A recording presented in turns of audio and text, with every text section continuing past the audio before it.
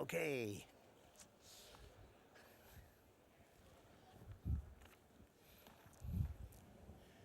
Okay, everybody. If I may suggest everybody take their seats. Everybody's taking a break, obviously. You have to bring them back from the...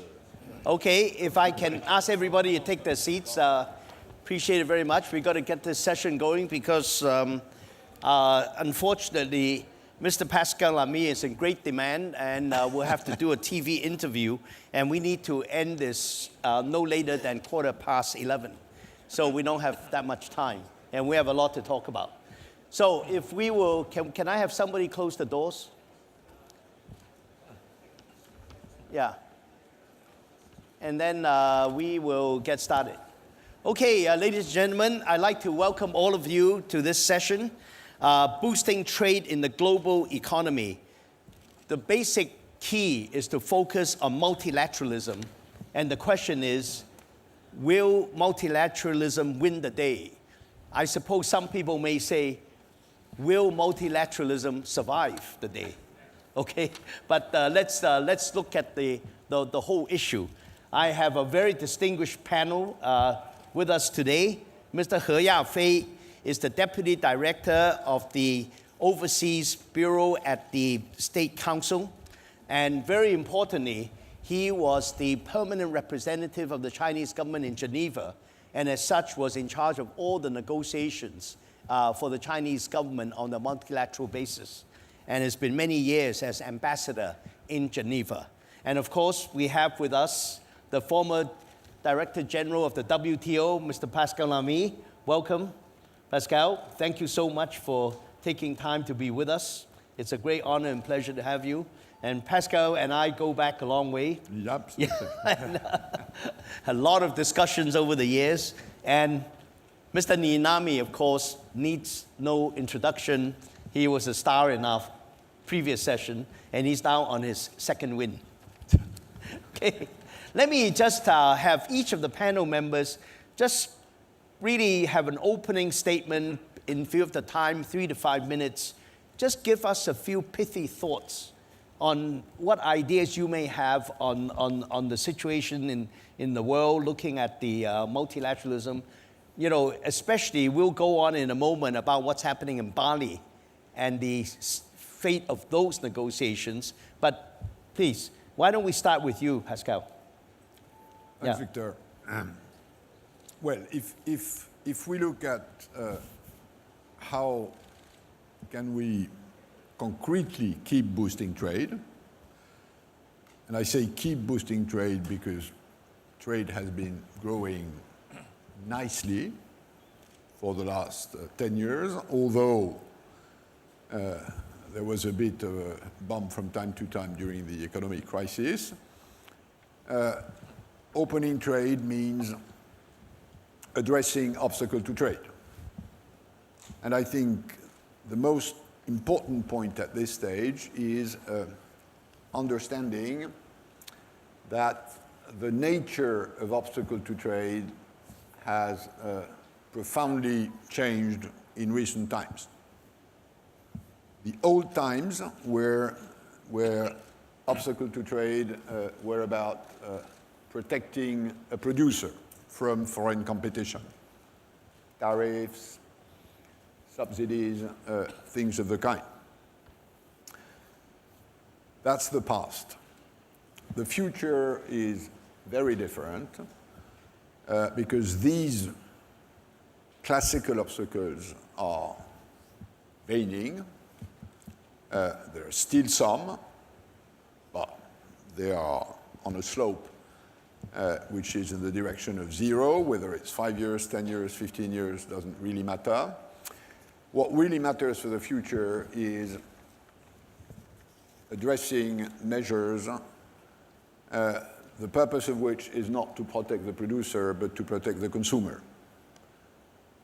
Norms, standards, regulations, certification processes, authorization processes for medicines, safety of food, safety of lighters, safety of toys, which is a totally different game, because the purpose of the game is not to get rid of the measure. No country will accept, for the sake of opening trade, to eliminate a standard on pesticide residues on flowers. We all love flowers, we all love more trade in flowers, but people care about health. So the issue in these areas, and that's the point I want to make, is not anymore about getting rid of the measure. Right.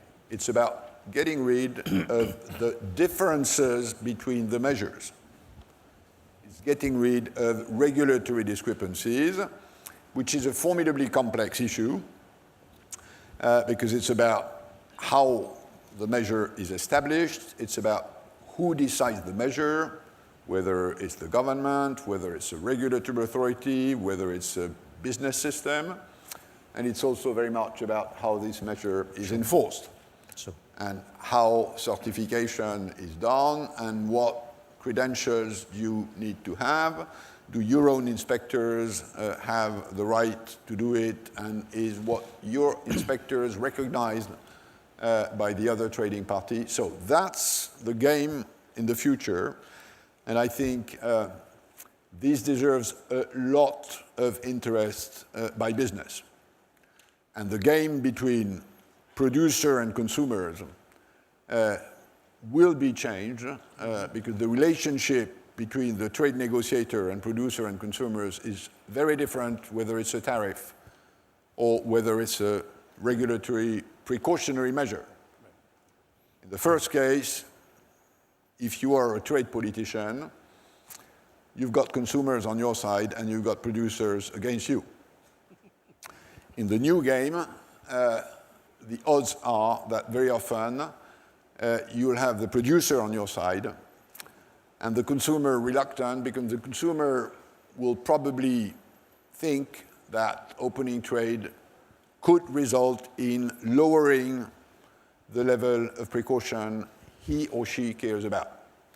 So I think that's the big picture, and that's what I think we should try and think seriously about the future. And I think you, Victor, and your foundation are well placed to dig into this issue maybe before others. Well, thank you, Pascal. I think you've set the agenda for the Fung Global Institute for at least another 3 years. That's a big, as I see this, you're absolutely right. The old paradigm was actually dealing with tariffs and border barriers. As those go to zero, it becomes a game which really involves the regulations inside countries. And it's really now a game of regulatory convergence, as you put it. And harmonizing the regulations is much, much more difficult. And unfortunately, the paradigm is geared towards the old system. Now they got to change the paradigm. That, in a sense, is the basic malaise with the WTO. It's geared towards the old system of reducing border barriers. And now you got to think about a system that deals with the convergence of regulation. And to complicate the matter even more, you actually, the stakeholders are changing on you. It used to be the producers are lobbying against you to reduce the barriers, and the consumers are with you. Now you're actually talking about consumer safety, consumer interest, and the consumers may in fact be actually pressing you quite a bit, and then maybe you even have some producers on your side. So the alliances among the stakeholders are shifting at the same time, and that's the political side of it. So we're in a very new and very different game. So let's come to that. Let me move to you, Yafei. Thank you. How do you see it from your perspective? Well, thank you, Victor. Very happy to be part of this discussion. As I see it, multilateralism in its traditional sense is in crisis. We are witnessing more and more occurrences of this multilateralism being fragmented and going into a kind of balkanization, as Victor has so aptly said in this sheet of paper that's sent to me. It is in the crisis mode for reasons obvious to all of us, because unfortunately WTO is not really working, and we haven't had any breakthrough in the last more than 10 years. People, especially those countries that have initiated and supported this open global system, have now opted for regional approach. These regional approach by themselves are certainly good for different regions. In reality, they are promoting trade within the region or intra-region, and also by extension benefiting global trade as a whole. But things are not that simple. You cannot take them at face value. I give you the examples of the three big negotiations now going on today. TPP, the Trans-Pacific Trade Partnership, and also TTIP, Transatlantic Trade and Investment Partnership negotiation. Another one, of course, is agreement on trade in services, which involves more than 20 both advanced and developing nations led by US and the EU. Interestingly, if you examine these three sets of negotiations, you have a sense, at least to me, I will draw two conclusions. One, all of these three give you an uneasy feeling that the countries who are pushing for these negotiations seem to have given up on WTO, on the existing multilateralism-based negotiations. They have given it up. Secondly, they all excluded China. China is in neither of them. Not in TPP, not in TTIP, not in negotiation on services. Then it got people to think whether they are coincidental, it's coincidences, or intentional. I would say here you got geoeconomics mixed up with geopolitics. Any big trade negotiations, if it does not involve China, I do not think will be effective, will be applicable internationally. And also it will tend to disruptive, because it will arise suspicions on the part of China and also on the part of other countries too. Here, this is the picture we have. People tend to go to regional approach, which is good and bad, both. And again, on the other side, you got it mixed up with geopolitics. From Beijing's point of view, when we see TPP coming, we were very doubtful and suspicious at the beginning. We still have suspicions. Of course, we are now reconsidering whether we should join the negotiations. Even if we decide to join, America, others might not wish China to be in the process. They probably want China to be waiting by the doorstep until negotiation completed. And then they will say, okay, this is the deal. You want to join? This is the deal. Take it or leave it. That is very disruptive to the existing multilateral system. People are saying, I've been reading Financial Times, The Economist, etc. People are saying the three sets of negotiations are going to redraw the contours of the post World War global system. It redraws the contours of the world in the future. Secondly, they say it's going to decide, it's very telling, listen carefully, it's going to decide the balancing point between the advanced nations and the new emerging markets with China as its representative. Why is it so? I don't have the answer. Thirdly, it's even more alarming. They say the success or unsuccess of these negotiations will determine the future of multilateralism, either as continue to be an open global trading system, or a system of competing blocs. Because when China sees these negotiations evolving elsewhere, and then we are going for our own in the region. I mean, China has already 12 FTAs in its pockets, and now engaged in another 6, including a regional one called RCEP, which involves lots of countries in the region, also comprehensive in nature. So I don't have a ready answer for Victor, but I see multilateralism in crisis, and it's a life and death issue too. Right. Thank you. Right. Well, Yafei, your point is very, very clear. If I can respond from a business perspective, I must say this politicization of what we would consider an economic and global system is very worrying. You know, I think multilateralism, I think you could say a lot of good things, very bad things. But one thing I think is very clear, and it's overwhelming evidence.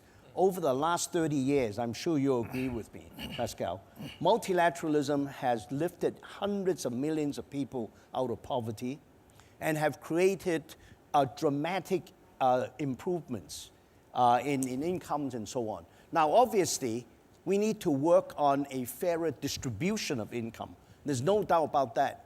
But to criticize the system, well, what you really need to do is to improve the system, not throw out the baby with the bathwater and take that whole multilateral system out and replace it with what? Competing political blocs? I'm going to say huge question mark.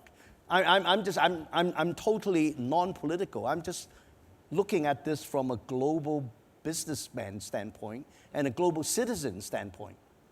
You know, if you have these blocs or bilaterals that are between the rich and the powerful, what's going to happen to the smaller economies? There will be an economic underclass of economies around the world that belong to nothing. They'll be totally disenfranchised. And they're not going to stand still.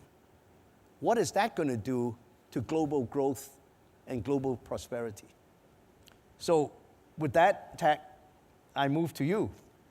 What is your view and the view from Japan? Yeah, thank you, Victor. As an economic advisor, we have 10 economic advisors to the Prime Minister. One of them is me. And enormously, we recommended that Japan should join the TPP in March. And the reason is we do not deny the multilateralism at all. But we need time horizon should be in the short term. Because we've been under the very stagnant economy, and we established a very long-term regime by the Prime Minister Abe. And now it's a time for us to make a decision toward which direction. Definitely free trade. And I think it's a matter of the approach. We took the regional approach, not denying the WTO's function. Because in our vision, we want to move up to the RCEP. We want to move up to the more countries to join the maybe TPP. And so that means at first we had a reason to make a decision because of stagnant economy, and we had 6 pains. One energy cost, 2, inferior terms of trade, especially to compare with Korea. 3, rigid labor laws, and lots of pains were so hard for Japanese industries to go through. So one of them is free trade. And maybe we have to sacrifice to some extent the domestic segments like agriculture, but we have to keep sacred areas we call. But definitely TPP seeks the high standard of the free trade. Let's say 95, 98% of free trade. And still already the 12 member countries occupy 40% of GDP share in the world. And well, again, this is a great step toward the multilateralism. Right. It's not only the mega regional. So Japan decided to push forward toward the joining the TPP. There are lots of issues. IP rights I mentioned earlier in the first session. That's great issue for us to discuss with the emerging economies. Right, yes. And definitely, we want to create the vision as Japan 10 years from now. Well, I would say 7 years from now, we will be organizing, hosting the Tokyo Olympics and the Paralympics. By then, we want to create a TPP economic zone where we can trade freely, we can see people, highly, high traffic, and maybe we are not producing T-shirts anymore. We just maybe, focus on mother factories and the R&D only maybe, and we create more IP to export to the rest of the member countries. So we will see the divisions of roles of all member countries to make use of their own strength. I think that's what we have to seek, and we decided for the better of the neighboring countries, and we welcome more countries, and I'm glad that Korea started to consider to join. That's a great step. So I'm not, again, TPP is the process toward the multilateralism, I believe. Yeah. I think that's very clear also. Thank you for that. I know members of TPP have made it very clear that they would very much like to have China join, and China is beginning the negotiation, but perhaps on TPP members' terms, and that is sort of the issue. But let me ask you though, how would, let's say, not only Japan but members of TPP or others handle this issue of more inclusion of the countries that are struggling to come up? Would you think that this should be sort of side by side with a much stronger aid program, or some form of helping the other included economies to be part of the global system? Well, How would you handle that issue? Well, I think the TPP should have the strong discipline toward the high standard. Yeah. So the countries to participate in the TPP should comply to with that standard, high standard. So that should not be excluding function.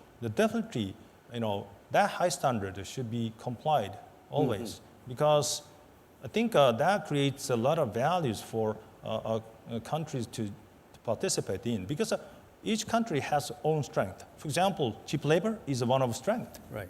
So I think any economy can join.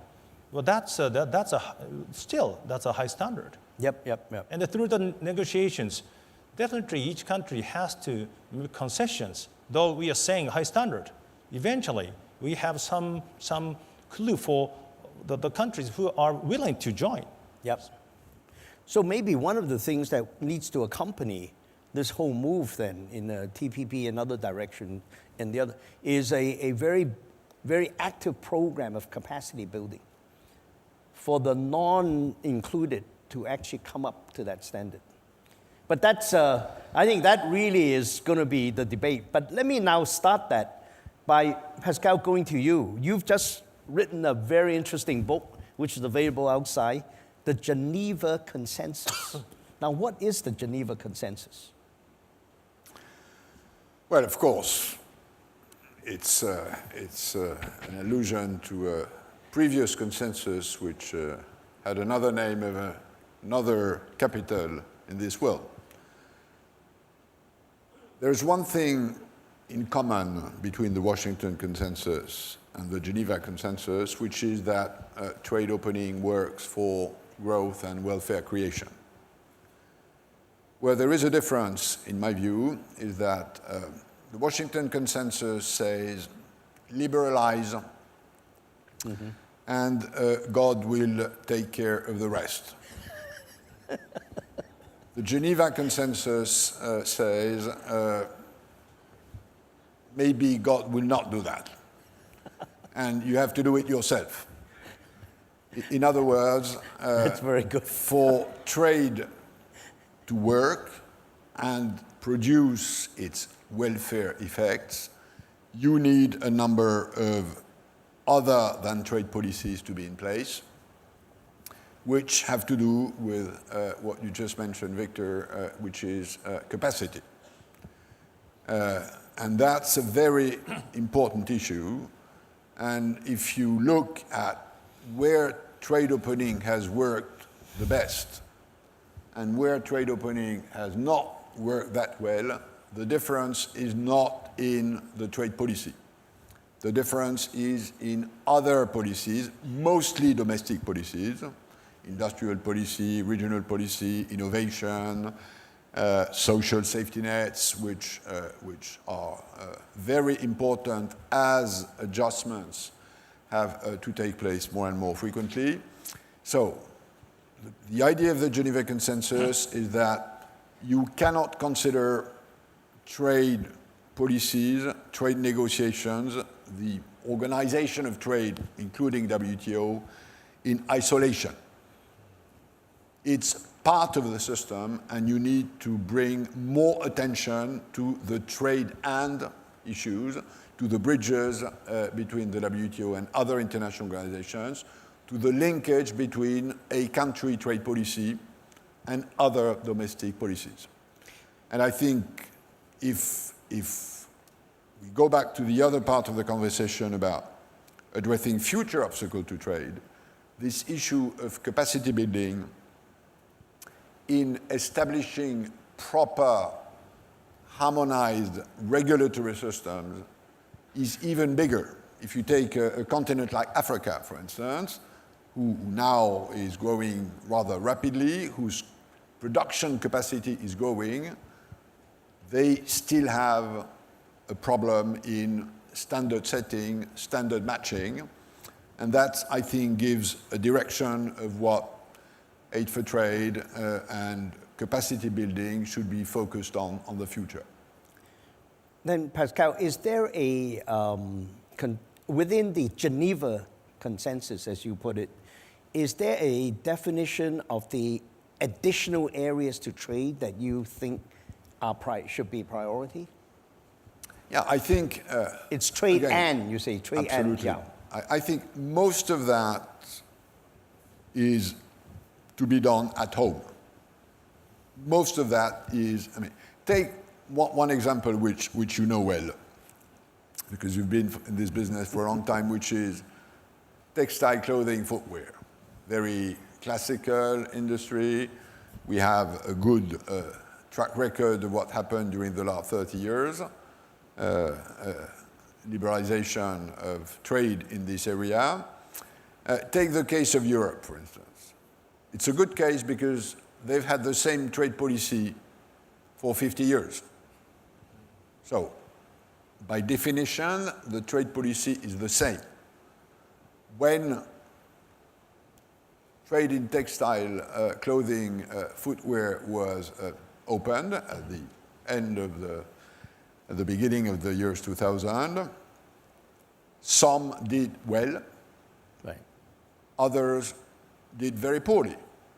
Some of these countries have gone to a huge trade deficit in these areas, others have gone to a trade surplus. Now, where is the difference? Not in trade policy, by definition, it's the same.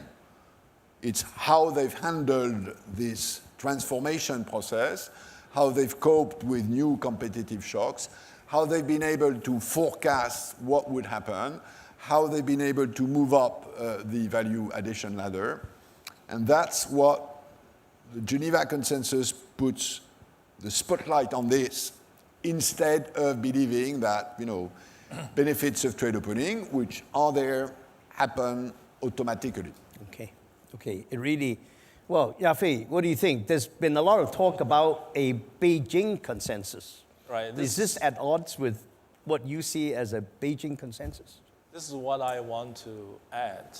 I think that you need to have another perspective, another dimension to the debate between Washington consensus, Geneva consensus, and Beijing consensus. This is not just about trade, by the way, because this consensus as concept, we all know the origin of Washington consensus. Pascal is right. It's about the concept of what the market, what role of market should be, how fundamentally speaking we should trust the market, how liberalized the economy should be. It's all about that.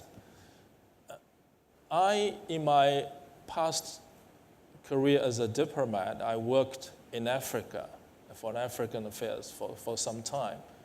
I have seen many failures in Africa because what they believed or what they are forced to believe in Washington consensus. It didn't work. We, in China, we do not export Beijing consensus. This name is given to us by one of my friends. I'm sorry. I just hear this word. But it has gained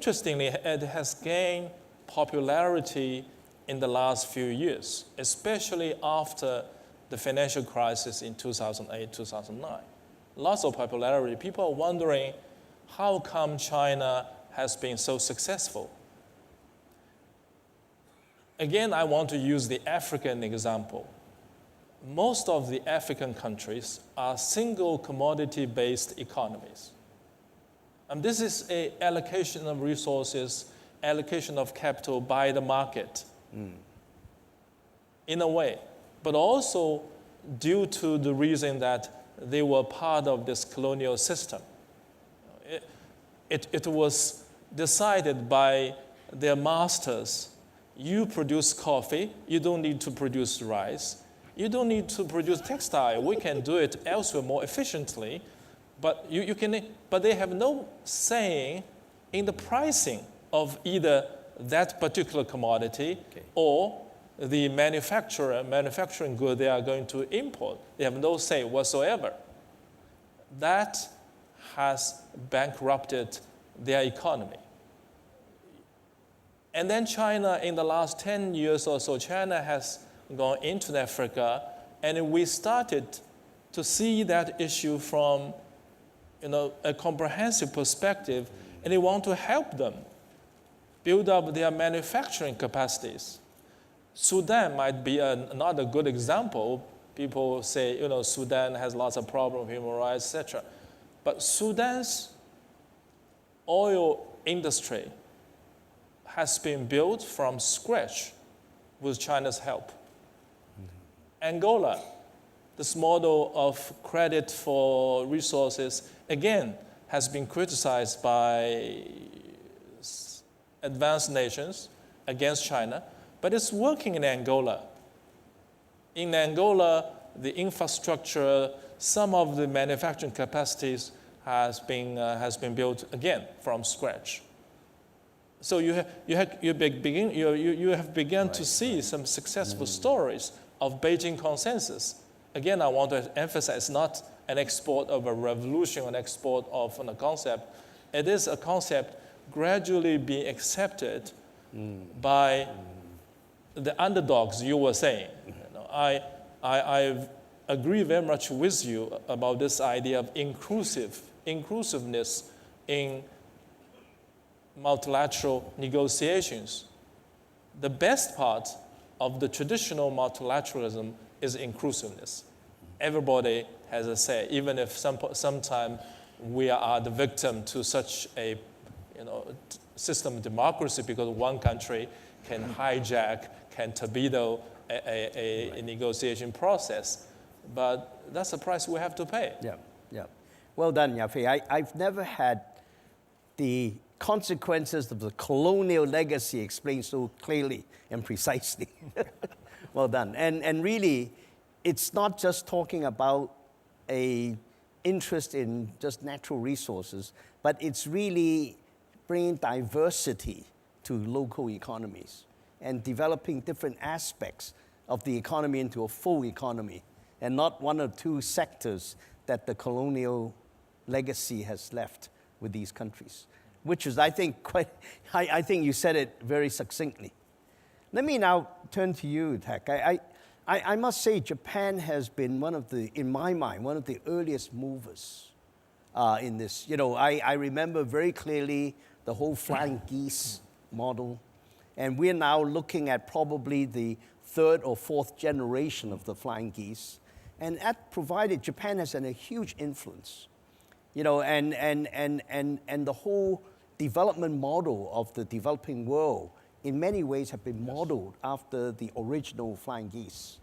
And if you look at the facts, Japan is the largest investor in many ASEAN countries and continue to be the largest investor. So obviously Japan has a huge role, and so is there something that will be emerging from a Tokyo point of view? Yes. I think in the negotiations of the TPP, I think Japan can play a role, such as for the sake of the emerging economies, or maybe those small economies. Sometimes United States has strong ideas. Sometimes, always, as a matter of fact. I can't say that. But we can, support. We can become the maybe intermediate between the large, big economies and the small economies. Okay. I think that's the function of Japan. Okay. Because we experienced, at the time of the after the war, our economy was almost nothing.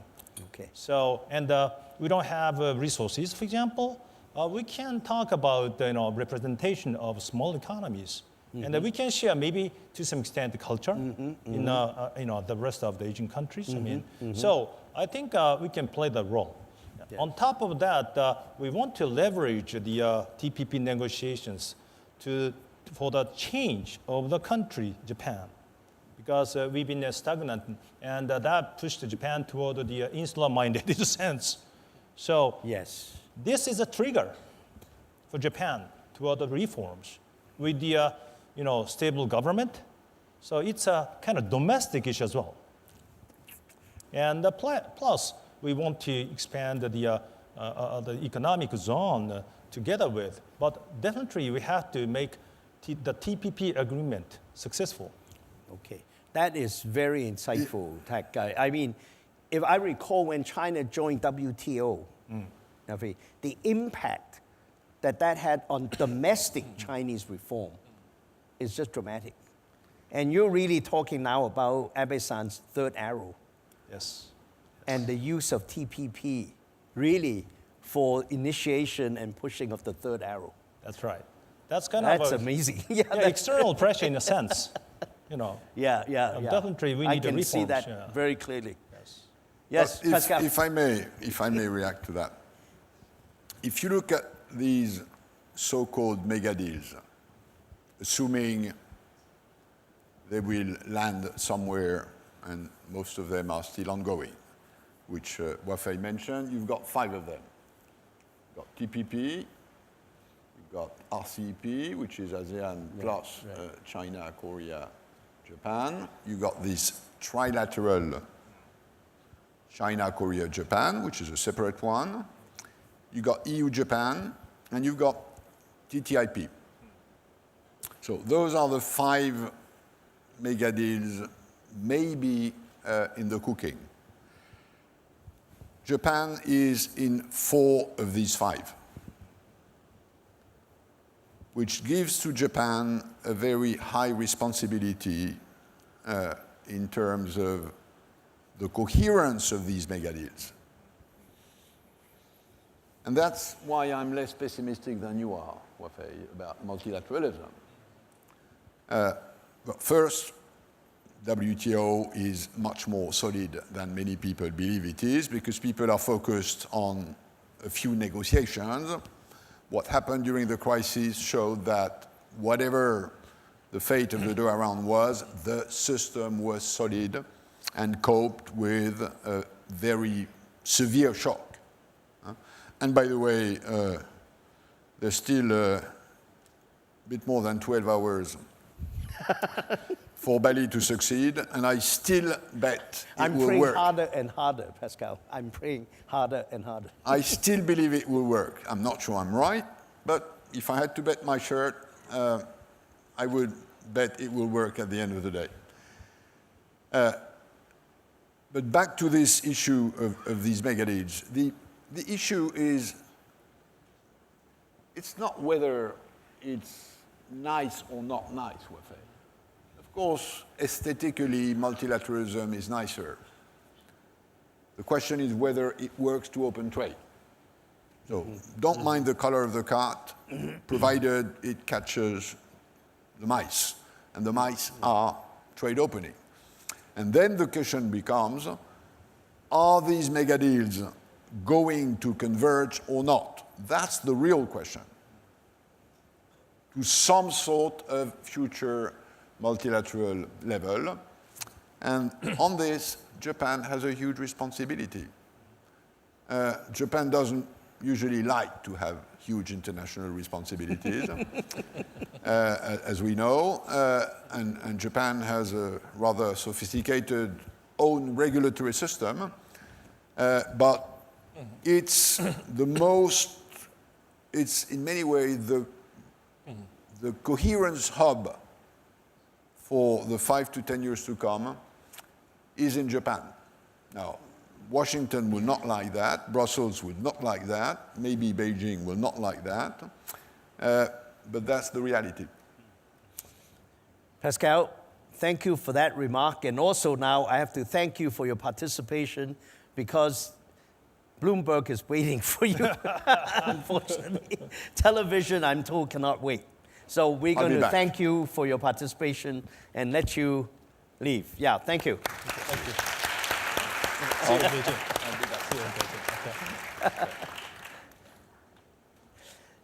Yeah, Fei, with your forbearance, I think we should continue this until the end of this session, which will be in about 10, 15 minutes. But so why don't we pick up from you, Yafei, on Pascal's comment he just made. Pick up from what Pascal has left.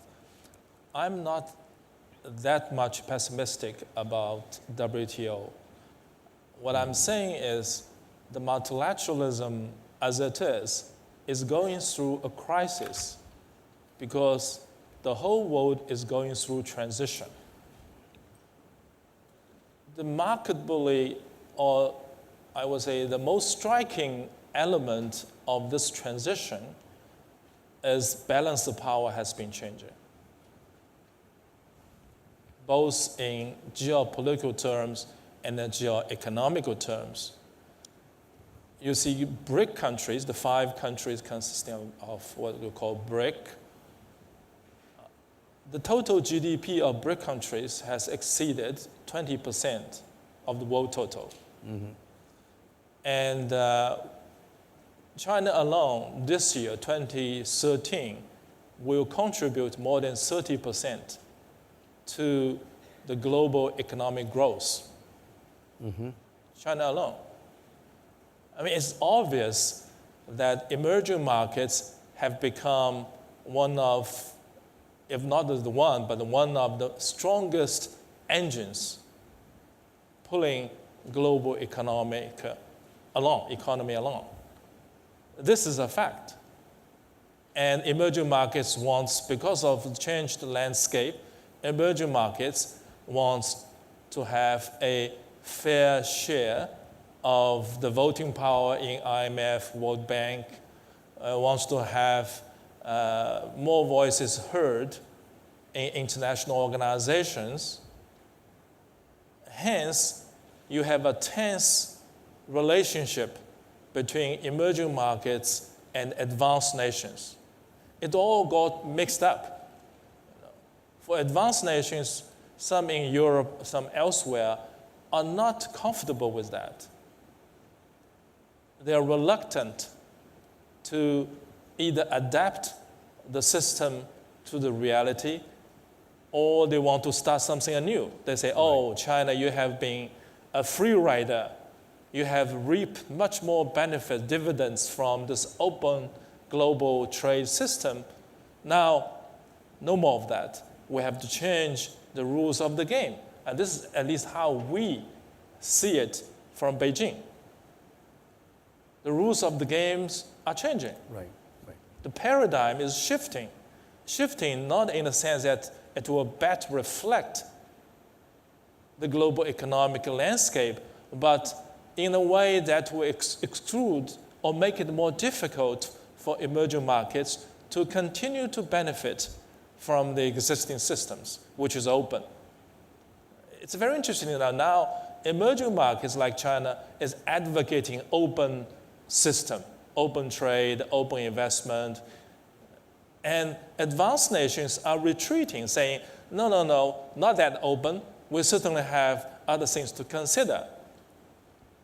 We understand the negotiations now are not really about tariffs at border. Right. This has changed fundamentally. We understand that. It has moved into policy areas within a country.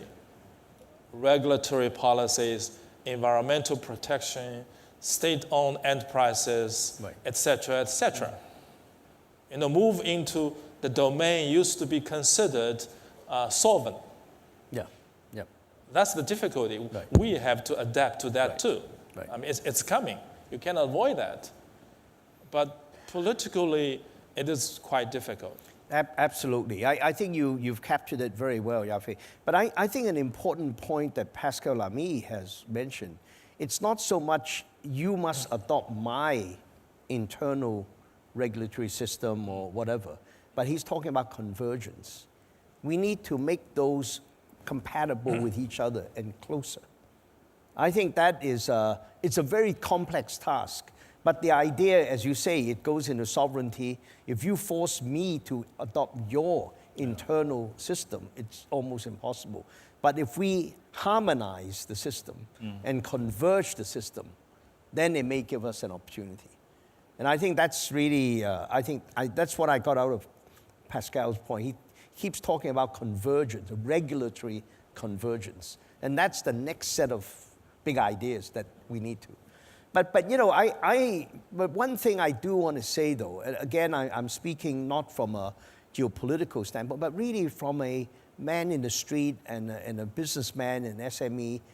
You know, look, we have a proven system that has really benefited the world dramatically. Nobody disputes this. Now, there are issues that have been created as a, shall we say, a side effect, which is very unfortunate, which is a much more uneven distribution of income, the equity issue. But the question I keep asking myself is, yes, let's say that is a problem, but is that the reason for throwing out the whole system? I mean, that to me is insane. The thing has to be, if the system isn't perfect, let's make it better. We got to do more with the system than say the system is antiquated and so on. The world has changed dramatically since the multilateral system was put in place more than 60 years ago. At that time when the GATT was formed, we had 50 members. Now we have almost 160 members in the WTO. And the diversity is dramatic, right? So we got to think about how we update the WTO system. So it's actually just the opposite of what I hear everybody say, including my own fellows in the business community. Everybody in the business community, you know, say, okay, we love the multilateral system, but since it's not working, we got to do something, and let's do what's second best. Right. But I can tell you, second best may in fact be destroying what is the best. Because if you take a look at all the bilateral agreements, which I agree does add, okay, I'm all for that. Even the regional systems could add something in terms of raising the bar and so on. But they all make the assumption that the multilateral system is there. Mm-hmm. It's built on the bedrock, the platform of the multilateral system. I'm saying you got to question that assumption. You cannot take the multilateral system for granted anymore. And that brings me to Bali and the praying for the next 24 hours. I think we are this close now to making a breakthrough in Bali, because we have been stalled for all the reasons we just mentioned on the Doha round. And 12 years, we've tried very hard, no progress. But I can tell you, I just came from Bali, we're this close.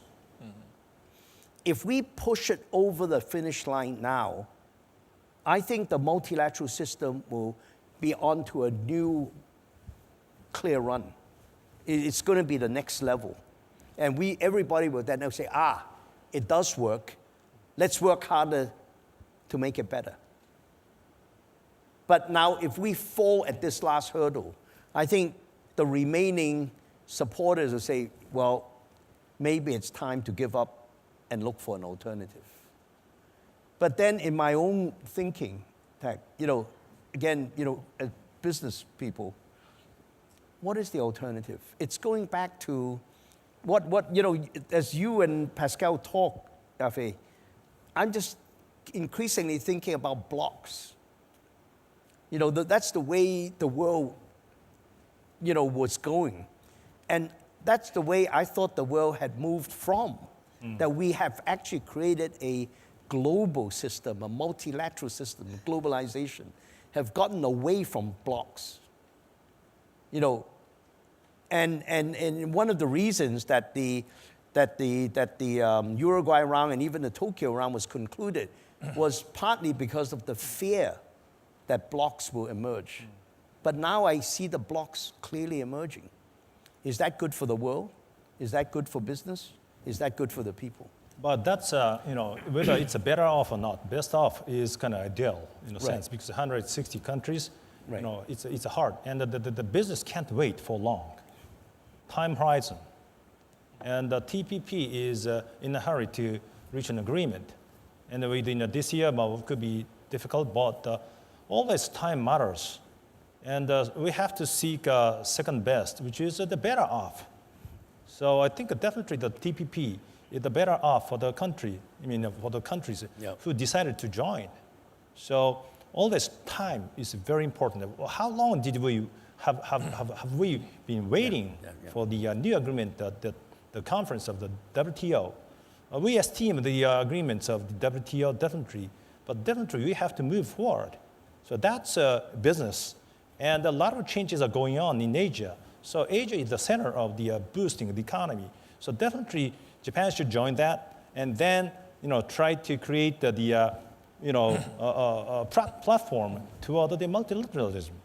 Yep. So this is the second best, I would say. But the second best will go to the best of maybe in the future. That's the idea. I must say, you're talking to my other half. As a pragmatic businessman, I cannot disagree with you. You got to do something. Yes. And the world is moving fast. Right. But there's an idealistic side to me too, so I'm slightly schizophrenic. Yeah. But maybe what we really need to do is to do things. Pray that we do get over this hurdle, that maybe the best really becomes the center stage again. Okay, and really, that's what I'm hoping for. And if in fact we do have to go to plan B, then let's think about how we can actually harmonize the different, the 5 deals that Pascal was talking about, the bilaterals, into something that is more compatible with the global system, the multilateral system. We've got to think a lot more about convergence of these blocks. Well, as a matter of fact, even as Pascal mentioned, that Japan is negotiating not only the TPP, but also with the European countries, with the Right. China, Korea. Right. So a lot of trade pacts or negotiations are going on. But now we put the priority because of the time frame with Right. the TPP. So I think these negotiations are going on to bridge among all pacts eventually. That creates multilateralism. Because even the negotiation scene of the TPP, we just esteem the bilateral agreements, for example. So those agreements have some meanings to the multilateralism. Right, right. So I think we're not stopping. We are talking with even Europe and then Korea, Yeah. China. So we never abandon the strong idea that multilateralism brings the benefits to the world. And having said that, the TPP joining gave a strong impact to Japan because we decided to reform agriculture. We decided not to adjust the production of rice. And this adjustment policy started 43 years ago. So we decided to change dramatically. I can't see farmers, but I'm the person in charge to lead off the proposal to the Prime Minister. But this happened to reform for the better of the world, economy. You have a big job ahead of you. Yes, You have to explain all this to the Japanese I have to do farmers. my own business, but I have to do for the government. Okay. Victor, one word. Yeah. The picture of multilateralism is quite murky today. I agree, the best, of course, is WTO. We push for Doha round. There's that close. If we can overcome difficulties in agriculture and development, we might be there to have a Doha light package. If it's not done, it's not the end of the world. Mm-hmm. It's not the end of the world. WTO will continue to move ahead. We'll be creative to see exactly as Pascal has said, what convergences we have from all those patchworks of negotiations That's what we going need to on work on. everywhere, not just TPP, but in Europe with India. China is going to start something with Europe. We're proposing that. Inevitably, there are going to be some common elements, converging interests in all these things. Yeah. And WTO, of course, again can lead. It will come out saying, okay, these are the 10 common elements all existing in all of your negotiations. Let's do a package globally. Yep. I mean, we need that because eventually these regional pacts will come into some overlapping or even conflict. Right. Regional only can work so far as countries in the region, they can agree, they can benefit. If they come into a collusion course with other pacts, other regional pacts, then we have to adapt. No, I can't agree with you more, Yafei. I think that clearly has to be the direction we go if, in fact, we fail in Bali. Absolutely.